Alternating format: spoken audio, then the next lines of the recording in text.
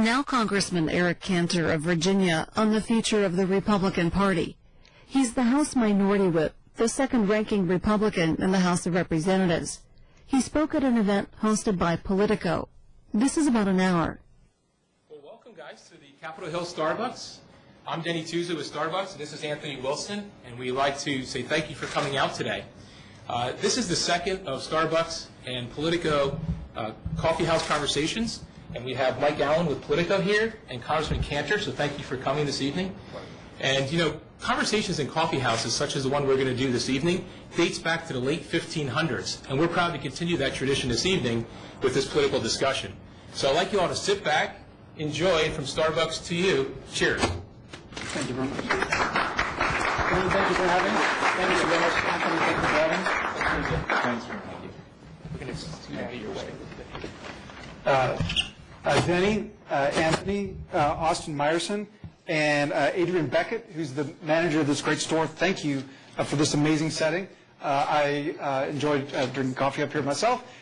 There's a few less chairs and a few more tables during the day, so there's a great spot to enjoy it. Politico is very excited about our events with Starbucks. They're both part of a good breakfast, so that's one thing that we have in common.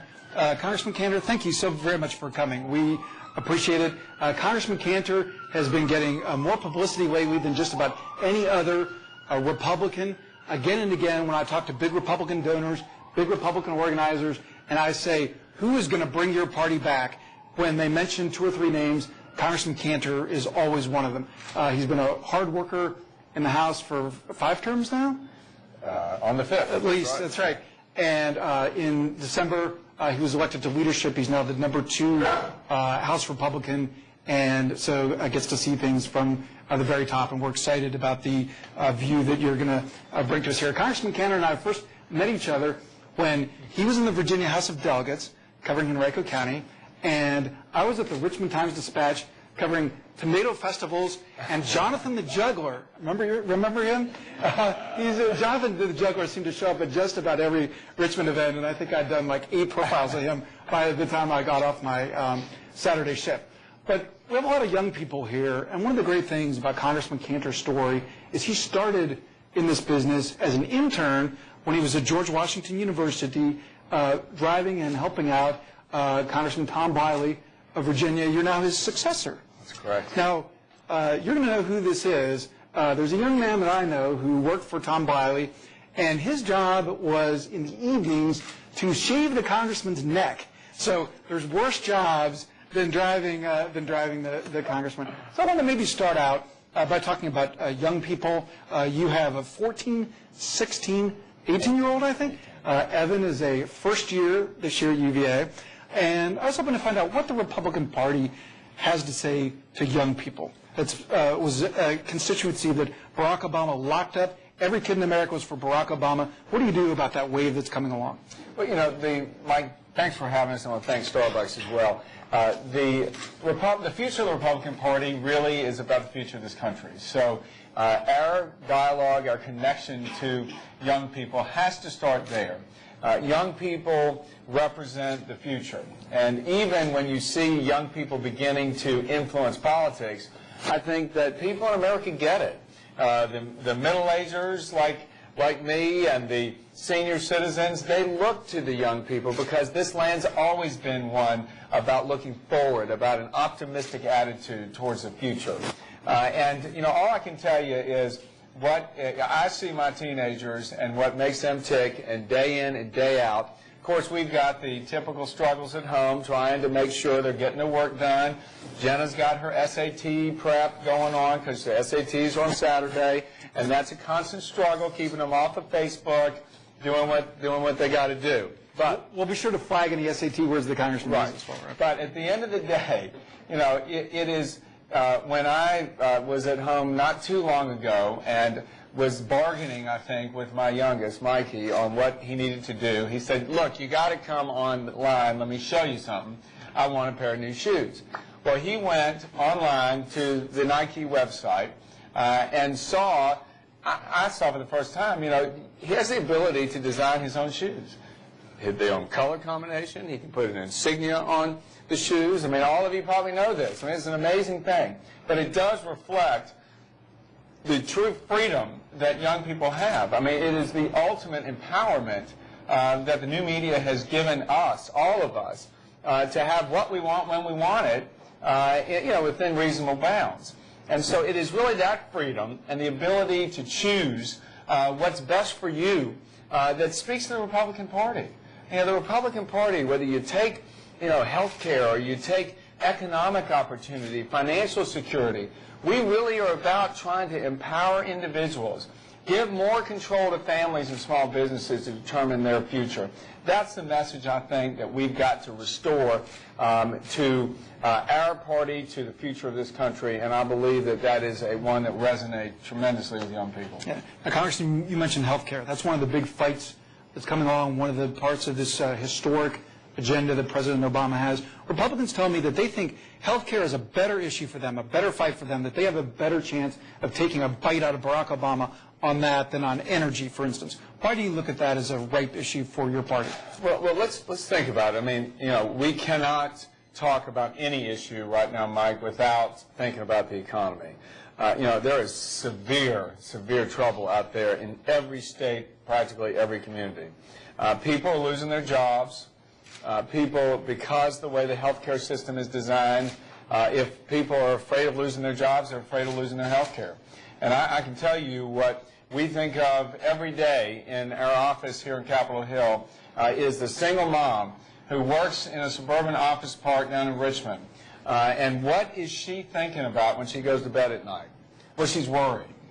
She's worried because she sees an incredible crisis in her own life. Not just the spending and everything that's going on up here and the increased tax climate, but she's worried about the fact that she knows her neighbor down the street's lost her job. She's got people she knows in trouble with their mortgage. And if she loses her job, she will no longer be able to choose and take her kids to the pediatrician that is so important to her family. So number one, as far as things that this country's got to do, we've got to address the fact that if someone loses their job, if that woman, that single mom loses her job, she shouldn't have to lose her health care. Okay? And then next, we got to make sure that we preserve the ability for that mom to be able to choose which doctor she goes to be able to empower that doctor to provide the services and care that he or she must do according to the profession in order to treat the patient. So it is this freedom of choice. Look, there's a lot of people that complain about our health care today, and it is. And rightly so. Right. I mean, you've got escalating costs. It's squeezing people out of the market. Small businesses are having difficulty providing the benefit right now while they're struggling under declining sales, increased costs everywhere else. But let's remember, too, we still are the healthcare system that if you are anywhere in this world and you can afford it, you're going to come to America to get treated. We do have the best hospitals. We do have the best nurses. We do have the best doctors in the world.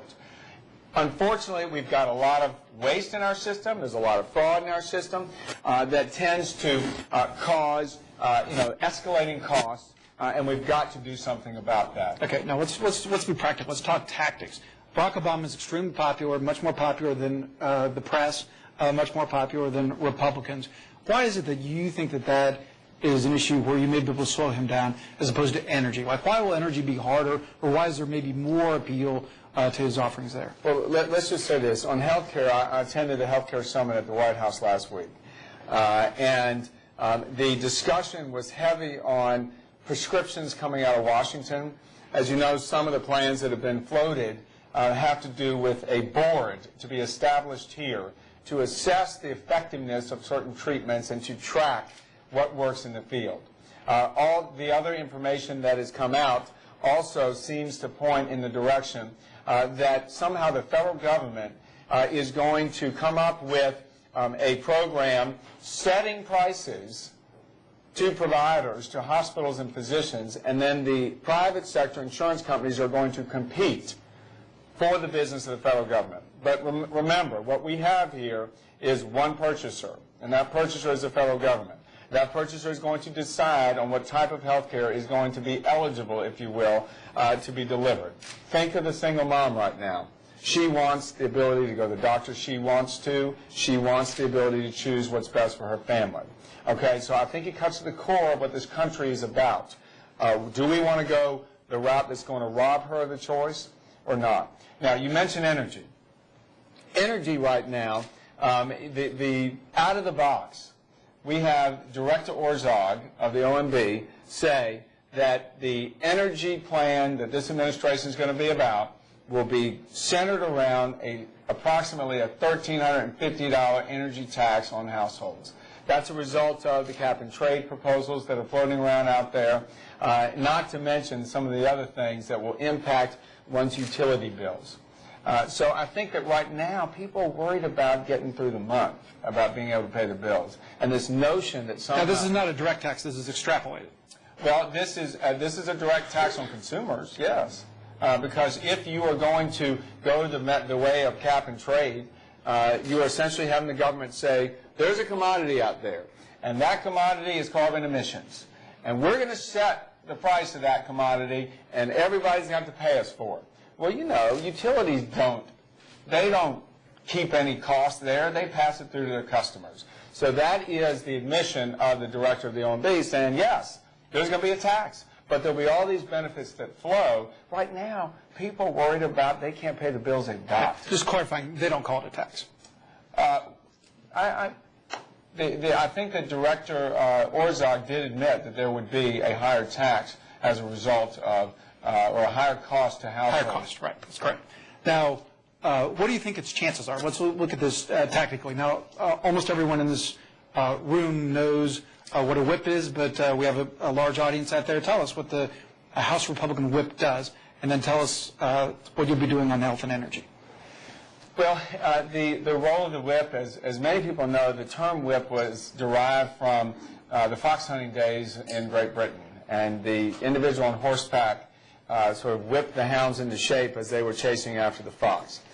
So I guess you could analogize to what a whip does in a legislative body. In Parliament, they use the term in England. And the whip here in Congress is really responsible for marshaling the votes, depending on what side you are on a particular piece of legislation. So you count noses. Well, right, you count votes. We go through a process we call grow the vote. It's a lot about trying to... That's also known as arm twisting.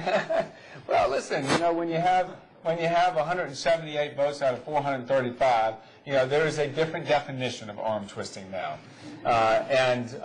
You know, look, it is about, I think, the whip's role right now is to help grow the vote across the country. There's some very vexing issues that this country is facing. Clearly, the economy is job one, and we're trying to focus on those issues. When you're talking about health care, when you're talking about energy, it all has to be discussed through the prism of how we are going to preserve, protect, and create jobs. Every single thing we do has got to be in that focus. Now, Congressman, you've been in the majority. You've been in the minority. I think it's a lot more fun the other way around. Tell us the difference. You think? Yeah, so there's no question that you're able to deliver and affect policy when you've got the votes to do so. And it gets more complicated, definitely more challenging when you're in the minority because you are reliant upon going out, delivering your message to the people who are online with Politico, reading whatever they can online every day, listening to the news, and getting them engaged. If you believe, as I do, in the grassroots nature of our political system, it works. It may not be the swiftest in terms of happening at the snap of a finger, but there's no better in the world because our system allows for freedom of ideas, for ventilation of thought, and if we do what we should in the minority, and certainly I will try and help do that as whip, we'll be able to get the message out there. And you have any number of bills that people are already up in arms about. The spending bills that we've been through, the card check bill coming up. These bills, they hit a chord out there that I think you will see a lot of interaction online, especially with constituents and their members of Congress. Now, let's pause and talk for a second about card check, which would allow workers to unionize a shop based on signing a card or a petition rather than a secret ballot. A business representative the other day in the New York Times said that this was going to be Armageddon. More money right now is being spent on this issue than any other.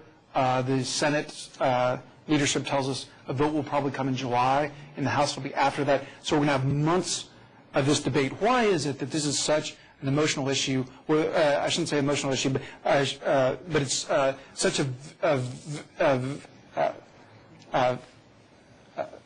well, look, this issue, again, if you think about that prism we need to be looking through about creating, protecting jobs, this is 180 degrees the opposite. Okay, this bill is one of the most anti-competitive measures that I have seen since I've been in Congress. What this bill says is, number one, we no longer want to guarantee workers in this country a say through a secret ballot. We are no longer going to preserve that right to privacy when one casts a ballot. That's a pretty serious thing. And number two, what that means is, the bill further says, is no longer will business people, small business, medium-sized business, large people, have the ability to determine the terms of an employment contract. Because in the bill there is a provision for mandatory arbitration. That means the government steps in after a certain period of time and sets the terms of the contract. That is so foreign to what we believe in America. Okay, if it's as you described, why does this bill have any chance? Well, listen, the bill is supported by the labor movement in this country. They have been wanting to see this thing pass. Frankly, I look at this bill as a sort of a membership drive for some of the labor organizations, because they frankly have, many of them have had a failing membership model, and this will be a very effective way to drive membership up quickly. Okay. All right, we've talked about a couple. What are the other big fights going to be this year? Well, you know, we're going to have fights on the spending issue. I mean, I think that the clear issue right now, it will continue to be the economy, it will continue to be the bank fix, it will continue to be how we sort of get ourselves righted in this economy. And as we see the trillions of dollars going out of this town weekly, I mean, if you look at it just from the omnibus and the stimulus bill alone, it is $1.2 trillion. You know what that amounts to? $24 billion a day. That's $1 billion an hour that we've already spent since we came back in this Congress. Now, that may not concern a lot of people. It concerns me. And I think that most people would think, wait a minute, how does that comfort me? How does the fact that we're spending money that we don't have, we've got to go borrow, how does that comfort me? Well, you look further into the budget that this president has proposed and the Democrats are working on, and in order to pay for that, we are supposed to raise taxes on working families, small businesses that can't afford to pay them. Again, is that comforting thought to people who are struggling right now? No way. Now, the stimulus is just starting to trickle into the economy, but there's a long way to go, and now economists are estimating that it may only save or create 2.5 million jobs as opposed to the 3.5 million jobs the president expected. What about the argument on the left that it was too small? Well, first of all, the announcement today that perhaps Speaker Pelosi and Chairman Obey are working on a stimulus too, I think inherent in that announcement is an admission that the stimulus bill didn't work. Already they're saying that we had a goal of 3.5 million jobs. We think we're 1 million jobs short. You know, that is a small vindication, nor should it even figure into the equation, but we really, as House Republicans, had a plan. And there's been a lot of discussion about, oh, you're just a party of no. Well, you know what? I know we had a plan. I handed the plan to President Obama himself. It was a plan focused on what a stimulus plan should do. It was a plan to preserve, protect, and create jobs. And the way we proposed doing that was to focus on where the jobs in this economy are. 70% of the jobs in this economy come from small businesses. So we had a bill to create an environment where owners of small businesses could have an incentive to put money to work so they could keep the lights on, so they could keep people hired. And so that is the plan that hopefully now they will help take up so we can put into place. I'm worried, though, because you see this budget, and what the budget that the Democrats are working on does, it goes in the opposite direction. It goes and it raises taxes on small businesses. Now, some will claim, only 3% of small businesses get are affected. The essence of the plan is 50% of those who experience a tax hike under this plan will be small businesses. Even more, if you are growing your numbers and have larger numbers of jobs in your small businesses, 500 jobs and less, you are more likely to get that tax hike. And now the numbers are out today which say 25% of the workforce in this country are jobs with small businesses who will get a tax hike. 1 in 4 jobs now are at peril because this plan that the Democrats are putting forward wants to raise taxes on small businesses who are having trouble keeping the lights on now. So we ought to step back, take a breath, try and come together and say, look, if you're going to go for jobs, let's go and help small business. So you would be for considering a second stimulus, but would want to argue to have it include the elements you've talked about? Well, listen, the problem with the first stimulus bill... Well, let's stick with the second one. You would be willing to consider that if it included some of your measures? It depends what it would include. It really does. I mean, we were unable to get a small business... So you would go to the table to talk about... You have to. Mm-hmm. This economy is reeling. People are seeing their wealth evaporate. Business owners aren't taking home paychecks right now. It's real. Okay. All right, so you sit down at that table. What would be your number one request, demand, suggestion? Number one request is help small business people. Give them some tax relief so that we can have incentives in place for entrepreneurs to get back into the game and create jobs. If the second stimulus were $400 billion, might come this fall, for all tax cuts, is that something you think your members would go for? Depends if the tax cuts were stimulative. Again, we've got to be focused on preserving, protecting, and creating jobs. This tax cut that President Obama was about, make work pay, that's akin to what we did last year, giving people stimulus checks. I don't think that that's necessarily stimulative. It didn't prove to be so last time. So we ought not be taking money, redistributing it, if you're not creating jobs. That's got to be the threshold. Now, Congressman Cantor, you spend a lot of time with the President. You've made a number of trips to the White House. What did the President say when you handed him your stimulus plan? He looked at the plan. It was a 5-point plan. And he looked at it. He read it. He said, Eric, there's really nothing crazy in here. And that, to me, said, look, we've done our job. Please, I said, Mr. President, please impose upon Speaker Pelosi to include us in the discussions. This works. This stuff works. So that's why I say now, Mike, with the announcement that Speaker Pelosi and Chairman Obey are working on a new stimulus plan, obviously they've seen that what they did didn't work. So maybe now's the time that we'll incorporate some of what we're about. Now, you've been in a number of closed-door meetings with the President, the congressional leadership. What's the President like in those meetings? Yeah, the President obviously is a very smart guy, okay? I mean, and I take him at his word that he wants to not only change the way this town works, which has not materialized yet, but I do think his intentions are to help this economy. Now, we differ on how we're going to help this economy come back. There's no question about it. But that's okay. Just because we differ, just because I, as a Republican, differ from the President who's a Democrat, doesn't necessarily mean that I or the Republican Party is a party of no, because we have a plan. The President, before he was inaugurated, talked to Leader John Boehner and me and said, bring us your ideas. We have done that. We will continue to do that. We're going to have specifics on a housing proposal that will incorporate some of which has already been out there from the Obama administration, but I think we'll go 2-3 steps further to try and deal with the situation in a much more equitable way. You just have to make sure it clears that not crazy bar. There you go. And that's a good standard to have. Yeah. Congressman, when do you think we'll see this House Republican housing plan?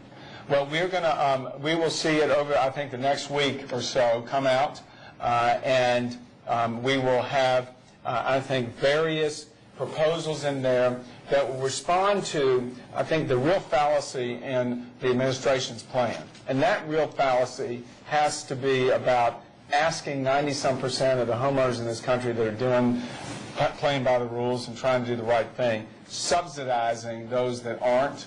And we're trying to say, look, give everybody an incentive to jump into this housing market. Now, is what you're proposing, would it be in addition to what the President's put out there, or would it supersede it?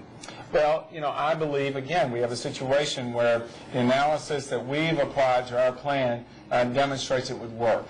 If you look back in prior experiences in this country where we've had a situation with the housing market like this, the kinds of attempts that we're doing to bring private capital back into neighborhoods, encourage people to buy houses, works. And we know that the housing collapse is at the center of the financial market collapse. So, again, whether it's coexists with the administration's plan, or whether it would supersede it, in any way, it would be better than what we've got. And Congressman Cantor, what elements of the President's plan did you incorporate? Well, one of the things that I think is a good thing that the President has done is when you've got homeowners who really have done all things right, and you've got them playing by the rules. They put money down in their homes, their income ratios were solid, and through no fault of their own, there was a collapse in the housing market, and they find themselves in a situation where the value of the home is either up to or over the amount of the mortgage. I mean, the mortgage is up to or over the value of the home. Give those people an opportunity to access the lower rates right now. Right now, the guidelines are such they can't do that. That's a good thing, because people that play by the rules right now, who are getting socked from the market or from unemployment, we got to help them. And Congressman, what's the most creative or surprising element that you're adding to the plan? Well, there are, we just went through, I think, a very counterproductive exercise when we passed the cram-down legislation in the House. And stop and explain what that is. Cram-down is an action taken by a bankruptcy judge when the homeowner has filed for bankruptcy, and essentially forcing the bank who holds the mortgage to reduce what is rightfully that lender's property, if you will. So it's cramming down into the throat of the investor or the bank a certain amount that should satisfy that debt. Right. And the argument against it is that it would raise everyone's cost of credit. And that's any small business person gets that.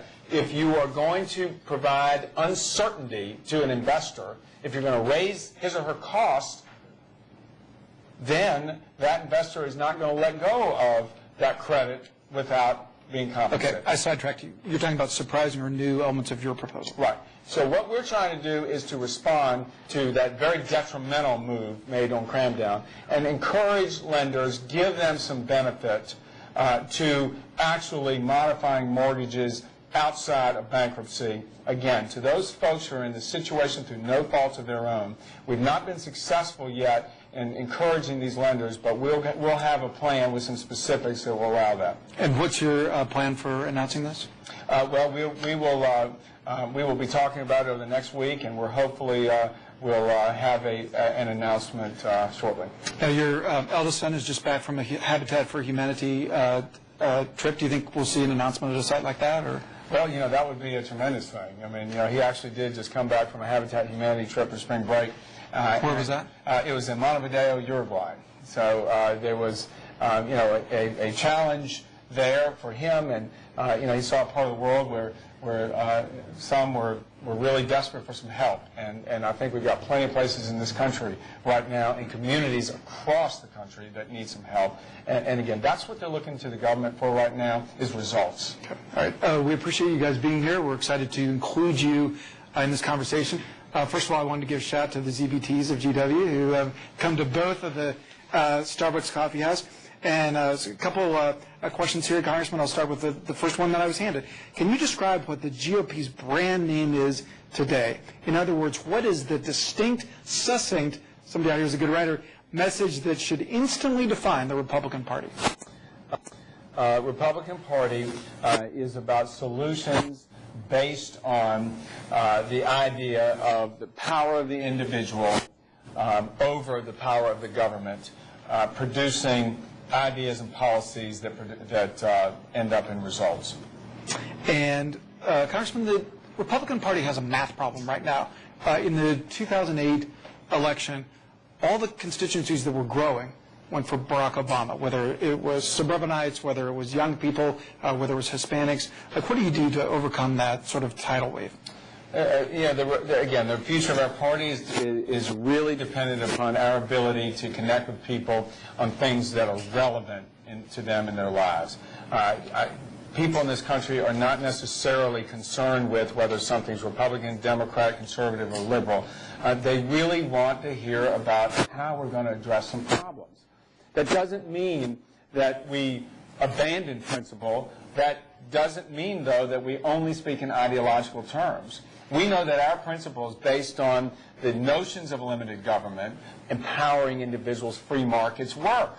But we've got to be able to reach out to suburbanites, to young people, and talk about the challenges they face. When you're sitting in commuter traffic in some of the suburbs across this country, where are the innovative solutions to try and address that? When you're a parent with young kids going to school and you've got an overflow classroom and you have schools that are putting people and kids in trailers, when you're worried about the safety of the internet, where are the solutions that we can apply to that to fix those problems? What would you do about safety of the internet?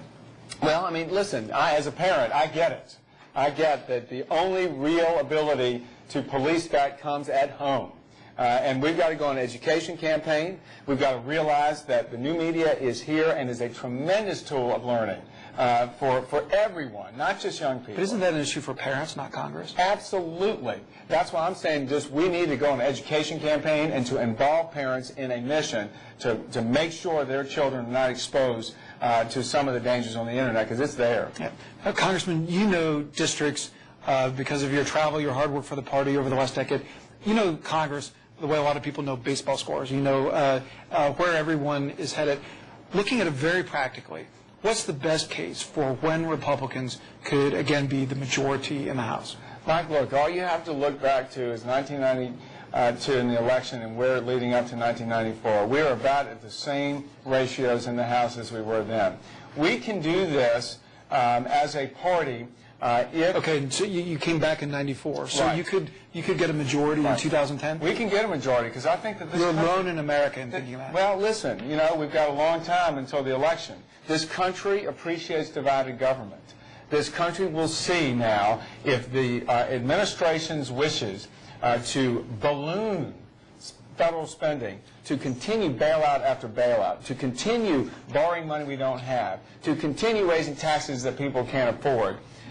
This is not the direction that I think America wants to see us go in. And if we have a coherent counter-proposal to the things we don't agree with, the country right now is reaching a tipping point of outrage given the lack of movement in Washington and the wrong direction that we seem to be headed. Carson, what region of the country do you see as most promising to grow your vote? And by the way, did I misunderstand you earlier? When you talk about grow the vote, are you talking about getting more seats as opposed to getting more people on a particular vote? It occurred to me I maybe misunderstood. Honestly, Mike, it's all related to the system of our democracy. But when you use that phrase, what do you mean? It is all about growing the vote on the floor of the House has to do with energizing people around this country to engage in the debate and to help influence the outcome. Okay, and that's, I think, the context I was speaking before. So that's grassroots to cause members to go with you. Right. Okay. Now, the same principle applies. Same principle applies when you're talking about elections. You've got to get people on your side. So you asked me what region of the country.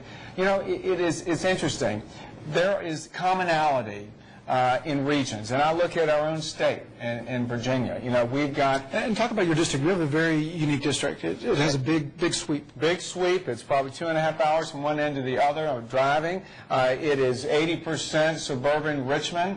It is 80% landmass going northwest from Richmond. And it goes up to the wine country. Right. It goes up to the wine country, skirts Charlottesville, up to Culpeper, Page County in the valley.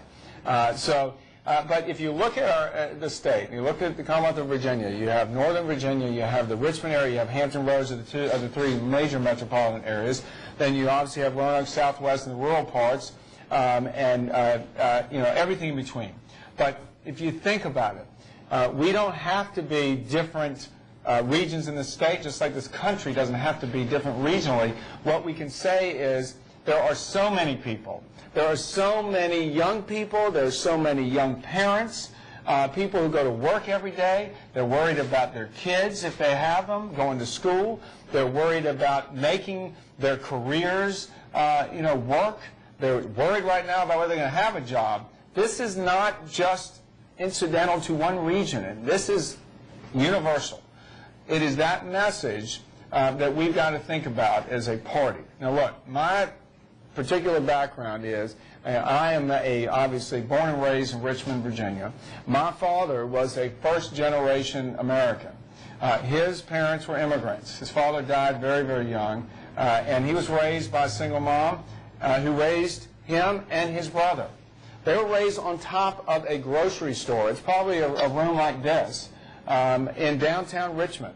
And my grandmother came to this country from Russia because she took a risk. She thought, I'm going to provide for my children a much better life. But it came through hard work. It came through working 24/7. It came through sacrifice. So you can't say West, Mountain States, South, as far as holding a special promise for the GOP to come back to the majority. I'm saying if you... It's clearly not the Northeast. Right. Well, listen, but... you got a lot. You got the most upside in the Northeast for sure. We have dwindled down. Room to grow. Yes. We have dwindled down to 3 representatives in the state of New York in the House on our side of the aisle. But again, you think about the suburbs on Long Island, in Westchester County, and around the tri-state area. These are people who certainly care about their pocketbook. They've been taking some of the hardest hit around the country. The message of fiscal discipline. The message of sacrifice, of entrepreneurialism, that's what made this country. Certainly that's what added to the wealth in the tri-state area. Just as my grandmother came over here and set her sights on the future, those people are no different than the people living in Los Angeles or Miami. Okay. Right, we have a very astute question here. This questioner points out that Republicans and the most conservative Democrats, known as the Blue Dogs, together would be a majority. Why not work with them on what this questioner calls common sense legislation? Then the Democrat majority would have to deal with you instead of vice versa. Exactly the point about growing the vote. Right there. You go out and energize common sense Americans, which is most of us.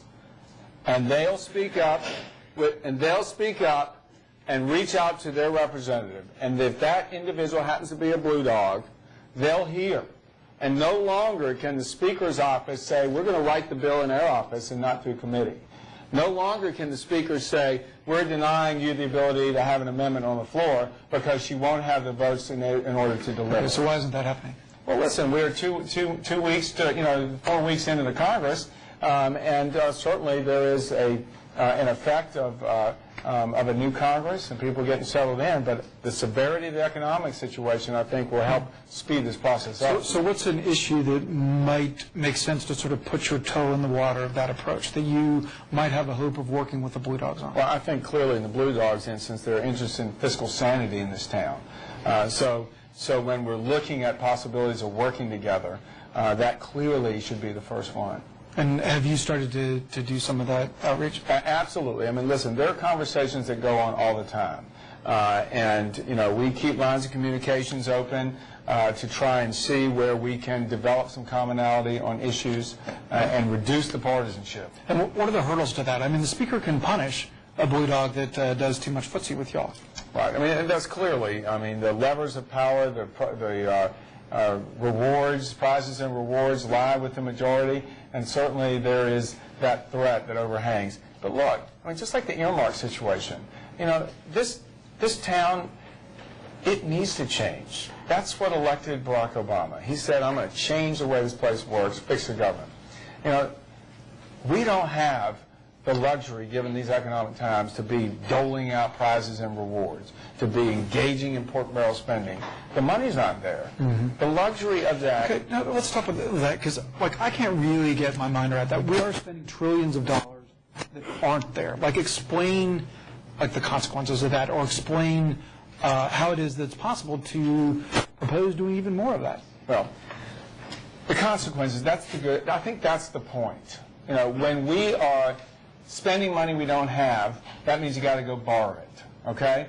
You are borrowing it, in many instances, not from just the private sector, but from foreign governments, okay? And so there is a huge amount of money we still have to go borrow. We haven't even begun to borrow the kind of money we need.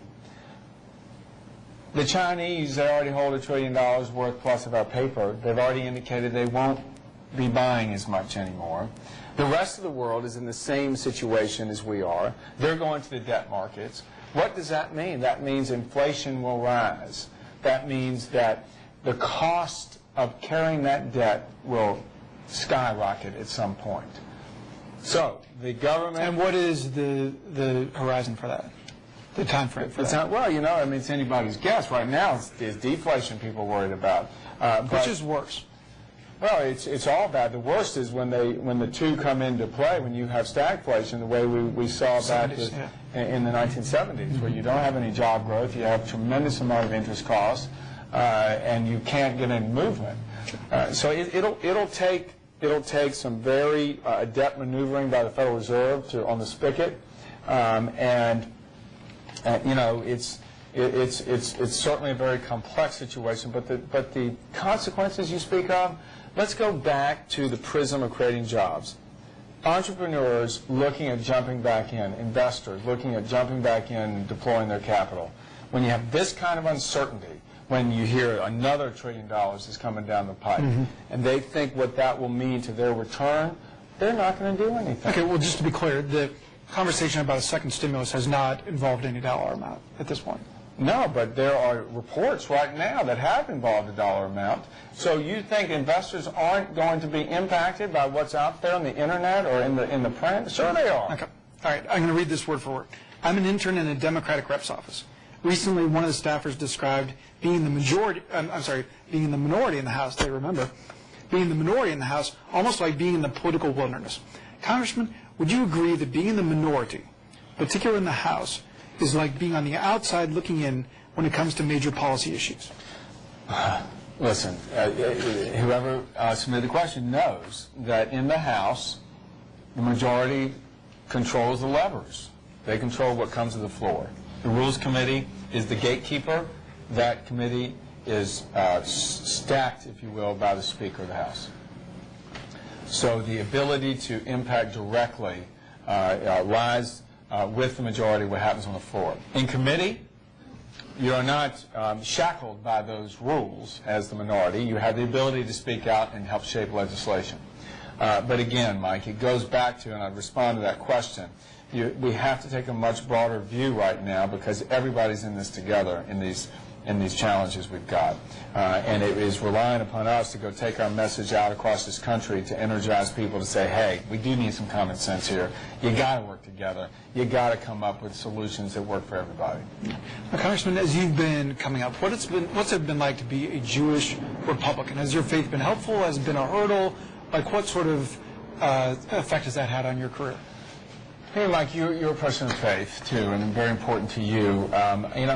My faith is central to who I am. And I learned as one who is of the Jewish faith about the power of the individual and the power of deeds, and that guides me wherever I am. So, as a Republican, as an American, it is important, I think, to make sure that we respect individuals, that we are tolerant of different views, but at the same time come together when it's important. And I think that's pretty much the challenge we've got before us today. And Congressman, why is it that traditionally people of the Jewish faith have been overwhelmingly Democratic? Yeah, and there's no secret. I mean, you look at the votes, and I think that the American Jewish community, majority Democrat, especially in the older generations. Also, I think largely because they were the product of families emigrating to this country from very dire situations, most of whom came to this country without a lot of money, but lived the American dream. But in the beginning, perhaps, maybe our party was not there to provide inspiration or to provide the assistance that would have been needed at the time. But I see a great future for the Republican Party as far as outreach to the American Jewish community, because some of the tenets of self-reliance, individual accountability, certainly the issues that are very important to many Jews in this country, the U.S.-Israel relationship, there's no question that the Republican Party has been very strong on that issue and on the right of Israel to survive and exist as a Jewish state, and the ability for us to be there for that Democrat ally of ours so that Israel can secure its population. Yeah, now, Congressman Cantor, as you bring up international issues, what have you thought of how Secretary of State Clinton has done so far? Well, I think the jury's still out. She's certainly making her way around the globe. The things that concern me right now is the policy this administration has adopted to engage with regimes that sponsor terrorism. I mean, that's the sticking point for me. There was some difficulty if you look back to sort of the U.S.-Israel relationship. There was some controversy surrounding the Durban II conference. That was a conference, if you recall, before was used for most countries that attended as an Israel-bashing event. Now, this administration rightfully ended up pulling out of even the planning stages of that conference, but in the beginning, they wanted to go there. The problem is that has consequences. Mm-hmm. It has consequences because now what we see in Europe has before abided by the rules of the quartet and not engaged Hamas and terrorist organizations, but with the administration's seeming intent to engage regimes who support terrorists, now there is regular contact between our European allies and Hamas. That's very troubling to me. It's troubling to me the sort of outlook towards Iran right now.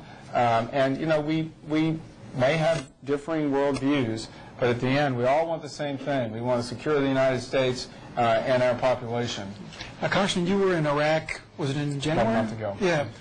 What did you see there? What is your hope about the trajectory, or what is your realistic assessment of the trajectory there? Well, first of all, Mike, there's been a lot of discussion about whether I would ever think the president had a good idea. In fact, he even challenged me. The president's been giving you a little airtime. Right. And I want to say right here with Politico that he did have a good idea. He does have good ideas when it comes to what we need to be doing with our troops. And I got to hand him a lot of credit because he has resisted some of the extremist elements that would say, pull out now. Because what I saw on the ground in Iraq and Afghanistan were committed men and women in uniform, were tremendous leaders, commanders on the ground, who know that we have built up and are experiencing a lot of progress right now in Iraq. And I think the president's decision defers to the judgment of those commanders that know we've got to preserve that progress. We've got to be worried about the security of our troops. And we've got to ensure that Iraq nor Afghanistan, that they don't fall into the hands of terrorist organizations. So where did you go in Iraq? What did you see? What's it like? Well, we were in Baghdad. We were in Balad. And in Baghdad, were you in the Green Zone? Were you on a military base? Were you in a hotel? Tell us where you were. Well, no, we actually stayed in Kuwait. We were in the Green Zone. We went out just for a little bit. We flew into Al Anbar province. We went to Balad. And so we saw... number one, the huge investment that American taxpayers have made in that country. It's stunning. And the presence is felt pretty much everywhere. The Iraqi government gets that. They understand that we have provided a tremendous opportunity for that country to stand itself up. Did you see our embassy? I saw the new embassy. Tell us about the embassy. The most expensive in the world, right? Most expensive in the world, and it is a very impressive site, but I'm told that most of the resources that we put in, the hundreds of millions of dollars, went into security. Sure. And the security is just overwhelming. Yeah, there's like a moat. Yes, yeah. I mean, it's overwhelming. And it is it is almost stifling to the people who work there. It's pleasant enough inside, but it really is very imposing. And is the green zone still? There was a time it was a city to itself. It had a bowling alley, it had a Pizza Hut. Like, what's the green zone like now? You know, to give you an idea, there is still no banking system in Iraq, and part of the problem with the Iraqi army is the soldiers have to go home every 2 weeks to deliver the cash. So we don't really have a mature economy yet, but there are some watering holes, there are some restaurants. Again, the security situation is still very difficult. Afghanistan's even worse. I mean, in Kabul there is an embassy that is not as, there are new parts to it, but it is together with the International Security Assistance Forces base that the NATO troops and our commander oversees, and it is a real fortress. Again, the security concerns are evident. We saw the suicide bombing just yesterday in Iraq. And, you know, again, we have to appreciate, though, the commitment of our troops, and I appreciate the decision made by this administration and the president to say, look, defer to the commanders on the ground. And I'm hopeful then, again, as we ramp up the presence in Afghanistan, that we can continue to give deference to the commanders on the ground, to support their efforts and the efforts of our troops, because a very volatile region. Congressman Cantor, you were one of the first people that I knew with a BlackBerry. It's your constant companion. I wonder if we could talk a little bit about technology. Looking ahead in campaigns, like, what do you think are the practical ways the Republicans will be able to use technology? Are we all going to be Twittering, or what are we going to be doing in 2010 and 2012? I think, look, you got to hand it to Barack Obama, too, because I think in that campaign it was clear that this device, cell phones, text messaging, became ubiquitous. Mm-hmm. Everywhere you looked. You went to rallies, folks who organized them said, okay, everybody go and press star 25 on your phone, sign up, we'll let you know what's going on. And your admission to get in to see Oprah was to give them your text? Well, your cell phone number or your email address. Mm-hmm. You know, this is where we're going. I mean, look, the Republican Party cannot keep doing the things the way that we've always done them. There's no question about that. We have got to adopt some of the innovative technologies that allow us to communicate with the people of this country. So I am a big proponent of adopting the efficiencies of the new communication devices. I mean, you're right, this is an addiction, but it increases the flow of communication in rapid speed. But let's talk very practically about what it could do. This time, the text messages helped motivate and involve people. Like, what do you see happening 2 years, 4 years? What's the next big thing? Well, look at the social networking pages. I mean, you know, and look at the integration of these devices and what Facebook does. You know, you still, if anybody frustrated with, you know, some of these devices, you know, they're getting better every day, but you still have got, you know, a little bit of a cumbersome connect with what goes on, the social networking. You know, in another 4 years, you're going to have everything here. All the video that you have access to right now in any source will be right here. We'll have the definition you want. You'll be able to read the text, the documents. One thing that I've seen, what works is you're keeping messages short. You know, people are in a rush. They got a bunch of information coming to them. So I think that you will see, you know, sort of this industry of being able to communicate online mature and, you know, really develop. And, you know, the paper is fast becoming something that has its particular use, but in every day it will diminish in terms of its importance. Congressman Cantor, do you have the president's email address? No, I do not. Does the president email you during the campaign? No, he has not. But I do have... He emailed me, but he was asking for money. Well, there you go. But, you know, look, I do have Rahm Emanuel's email address and his phone number, and he has been, to his credit... It was the chief of staff and someone you were fairly close to when he was in the House. Right, and to his credit, has had an open-door policy, so that gives me some hope that this administration will continue to try and do things in a way that we can get something done and keep the lines open. Congressman, we have a question here about the environment. Starbucks has a shared planet line with shade-grown coffee. It's a top-of-mind issue for a lot of especially younger voters. Not an issue where the Republican Party has done well. What can you do about that? Look, the environment's not just an issue, it really is a value. You know, I don't think there's any... What does that mean? Right. I don't think there's any American that doesn't want to uphold this earth that we live on and try and leave it a better place for our children. I mean, that's what the value is. We've got to take care of cleaning up the mess. It's no different than what I say to my kids still at 14 and 16 to clean up their rooms. It's all about trying to make sure that we're responsible, that we don't waste, and that we somehow incorporate those habits into our world of economy. Okay. I'm about to get the hook. 2 quick, easy, rapid round questions. News coverage. Where do you get information? How do you feel about the way Republicans are covered? I get information, most of it online. I read, obviously, the Richmond Times-Dispatch first. I read Politico second. All the other major all the other major newspapers, obviously. People.com is something that my wife has told me I've got to read in order to stay current. So I do that as well. And how do you feel about the way Republicans are covered? Well, listen, I don't think it does any good to whine about coverage. It's up to all of us to try and seek fair coverage and to get our message out. Okay. And the last question, Congressman, there are a lot of young people in the room. You started as a driver, start on the bottom. It's a great thing that politics and journalism have in common is that they are meritocracy. You can work up. It is a young person's game. What is your suggestions or what's your advice for someone who wants to be sitting on that chair? Just take advantage of every single minute of the day. Involve yourself with whatever you see around you. If you're at school at GW, if you are in communities across this country, get involved. And but be more specific. Like, what should you offer to do? What approach should you take if you get a job? Give them really specific suggestions. Well, listen, if you, I don't know about getting a job, but you know, if right now that's a little difficult. But you know, but that's one thing about like politics and governing. It goes on. Like campaigns will hire people. Sure. Congress will hire people. Sure. But you know, in order to meet the people to hire you, you got to get out there.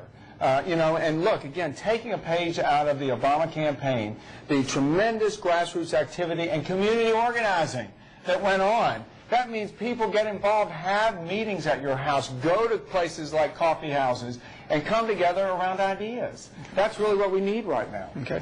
We're appreciative to Congressman Cantor staff help make this available. The Politicos, Kim Kingsley, Sarah D'Angelo, and Megan Bond, we're appreciative to y'all. Thank you very much for our hosts here at Starbucks. Very nice of y'all to come. Congressman, this is great fun. Thank you for taking this time. Appreciate it. You're fantastic. Thank you. Yeah, you're great. Very fun.